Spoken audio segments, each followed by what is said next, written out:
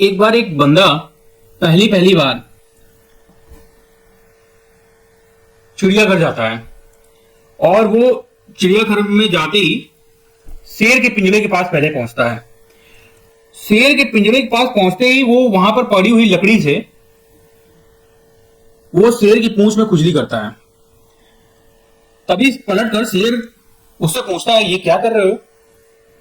तो वो बंदा उसको जवाब देता है, कुछ नहीं, मैं तो मजाक कर रहा था। तभी शेर उसको पलट के बोलता है,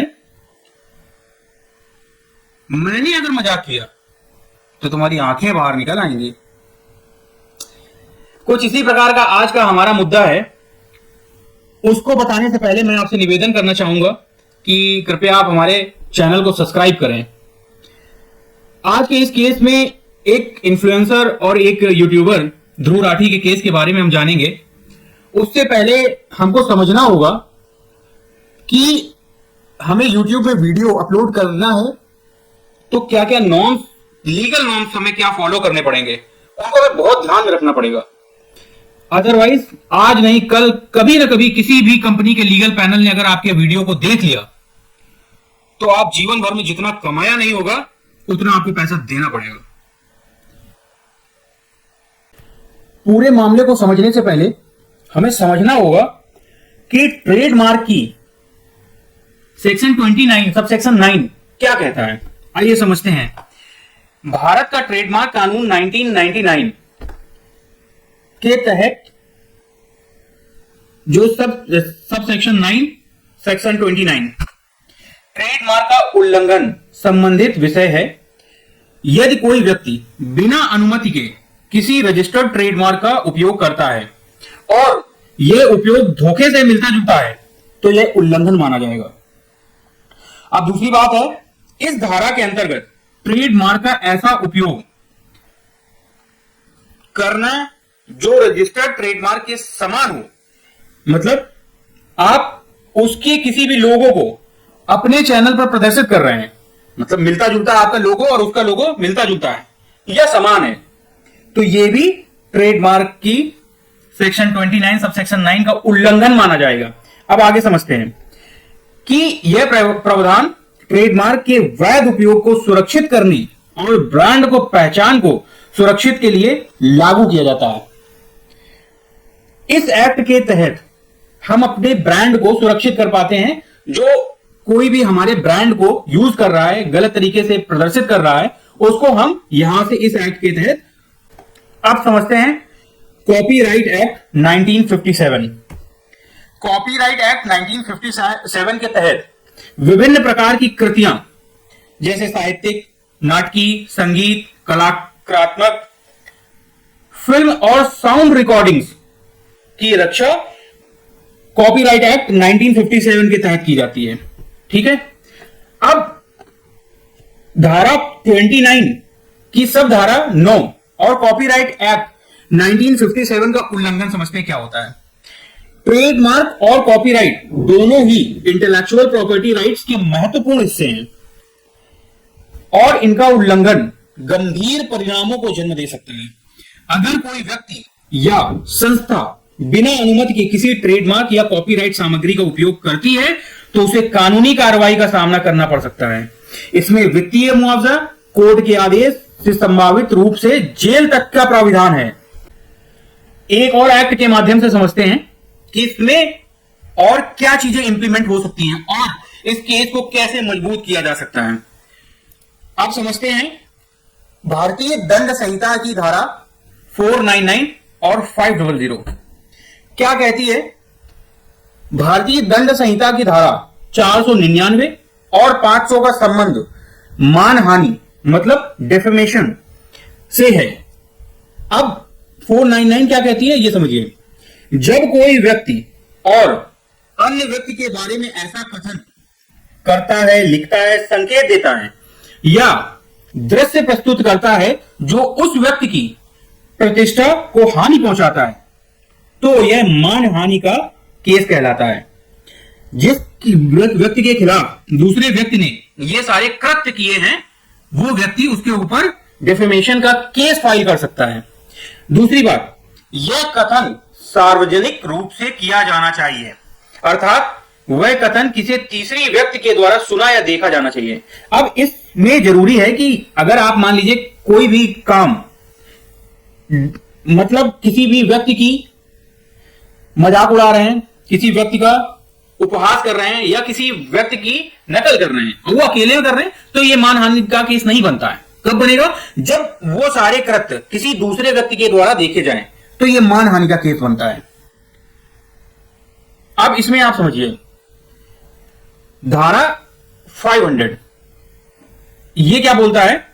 इस धारा में इस बात का प्रावधान है कि अगर कोई व्यक्ति 499 के तहत मानहानि का दोषी पाया जाता है तो उसके खिलाफ क्या सजा दी जाएगी, वो इसमें दिया गया है। अब सजा समझिए, दोषी पाए जाने पर व्यक्ति को 2 साल तक का कारावास, साधारण भी कारावास हो सकता है, कठोर कारावास भी हो सकता है, या जुर्माना, या दोनों हो सकते हैं।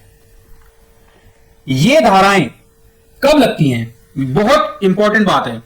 ये धाराएं तब लगती हैं जब आप किसी एक कंपनी के बारे में, किसी एक कंपनी के लोगो, किसी एक कंपनी के डिजाइन, कॉपीराइट्स का उपयोग अपने वीडियो में करते हैं। वो कंपनी आपके खिलाफ ये सारी धाराएं लगा सकती है। तो अब यह समझना बहुत जरूरी है कि हम किसी भी वीडियो में, जब तक कि उस कंपनी के द्वारा हमको परमिशन ना मिले या उस व्यक्ति के द्वारा हमको परमिशन ना दी जाए, तब तक हमें वो किसी भी प्रकार से हमें वो चित्र अपने वीडियो में नहीं यूज करना। वो चित्र हो या चलचित्र हो, यानी पिक्चर्स हो या वीडियो हो, वो अपने YouTube चैनल पर हमें यूज नहीं करना है। ये बहुत ही इंपॉर्टेंट बात है और ये ध्यान रखिए। YouTube आपका सिर्फ चैनल डिलीट करेगा, कंपनी आपके खिलाफ केस करेगी और फिर आपको उस केस का बहुत बड़ा खामियाजा भुगतना पड़ेगा। आइए समझते हैं ध्रुव राठी के केस में क्या हुआ था। 2018 में ध्रुव राठी, जो कि एक प्रसिद्ध यूट्यूबर हैं और इन्फ्लुएंसर भी हैं, अपने यूट्यूब चैनल पर एक वीडियो पोस्ट किया। इस वीडियो में ध्रुव राठी ने डाबर इंडिया का प्रोडक्ट, स्पेशली डाबर च्यवनप्राश के इंग्रेडिएंट्स और हेल्थ क्लेम पर सवाल उठाए और ध्रुव ने अपने वीडियो में डाबर के प्रोडक्ट्स को पोटेंशियली हार्मफुल बताया और यह भी कहा कि इन प्रोडक्ट्स में केमिकल है जो हेल्थ को नुकसान पहुंचा देता है। अब यहां पर डाबर इंडिया ने अपनी प्रतिक्रियाएं दी। आप समझते हैं उन्होंने क्या कहा। ध्रुव राठी के वीडियो के बाद डाबर इंडिया ने इस वीडियो को अपनी रेपुटेशन और बिजनेस को नुकसान पहुंचाने वाला बताया। डाबर ने कहा ध्रुव के जितने भी फैक्ट दिए गए हैं, किसी भी साइंटिफिक प्रूफ के बिना इन्होंने सारे फैक्ट प्रस्तुत किए जो सरासर गलत तरीके से पेश किए गए। इसलिए डाबर ने ध्रुव राठी के खिलाफ डिफेमेशन का केस फाइल किया। अब उसमें क्या था, डाबर ने ध्रुव पर डिफेमेशन का मुकदमा दर्ज कराया। उसमें उन्होंने कहा कि ध्रुव के वीडियो ने उनकी कंपनी के रेपुटेशन को नुकसान पहुंचाया है, फाइनेंशियली डैमेज किया है। डाबर ने फाइनेंशियली डैमेज यानी आर्थिक हानि भी उसको पहुंचाई है, तो उसने मानहानि का दावा भी किया। आप समझते हैं उसके ऊपर कौन कौन सी धाराएं लगाई गई। डेफेमेशन की धारा लगाई गई आईपीसी सेक्शन 499 और 500, ट्रेडमार्क एक्ट वॉल्यूशन 1999 के धारा 29 सबसेक्शन 9 का भी उन्होंने उल्लेख किया। अब एक और धारा लगाई गई, कॉपीराइट एक्ट 1957 का उल्लंघन किया गया। ये सारी धाराएं अगर किसी भी एक आम व्यक्ति पर लगाई गई होती, ये तो ध्रुव राठी था जिसने बहुत पैसे कमाए और अपनी एक टीम खड़ी की, पॉलिटिकल कनेक्शन भी उसके बहुत स्ट्रांग थे। उसने इन सब का यूज करते हुए अपने आप को बचा लिया।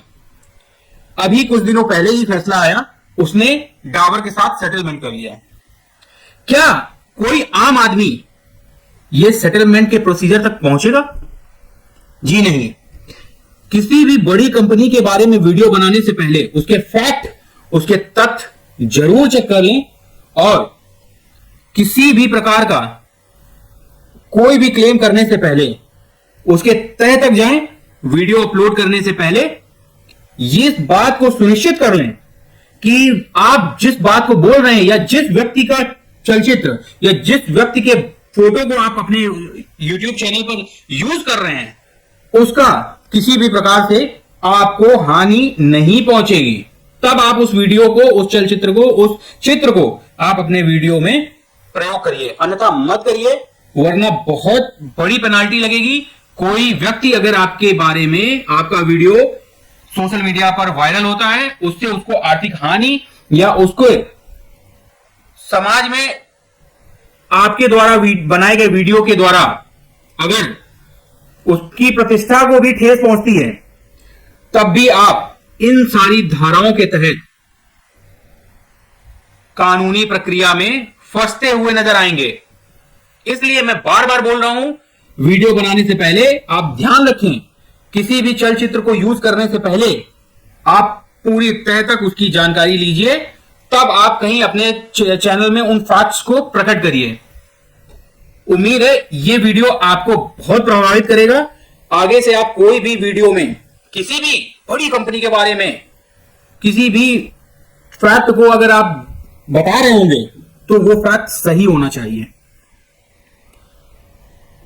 और उस फैक्ट में अगर आपने किसी भी चित्र को यूज किया है तो उस चित्र का आप कंपनी से आपको परमिशन लेना पड़ेगा। अदरवाइज कंपनी की परमिशन के बिना आप उसका चित्र यूज नहीं कर सकते हैं, ना ही किसी एक फेमस पर्सन को अपने वीडियो में उसका चित्र यूज कर सकते हैं। अब इतने वीडियो बन गए हैं कि कई सारे वीडियो में कई सारे लोगों के चित्र को यूज किया जाता है, तो हमारा उन सब में ध्यान डिवाइड हो जाता है। वो फेमस पर्सन आपके खिलाफ केस नहीं कर रहा है तो इसका मतलब ये नहीं कि आप बच गए। जिस दिन आप पकड़े जाएंगे बहुत बड़ी आर्थिक हानि होगी आपको। इसी तरीके की आपको इंफॉर्मेशन मिलती रहेगी। कृपया हमारे इस चैनल को जरूर सब्सक्राइब करें। Thank you.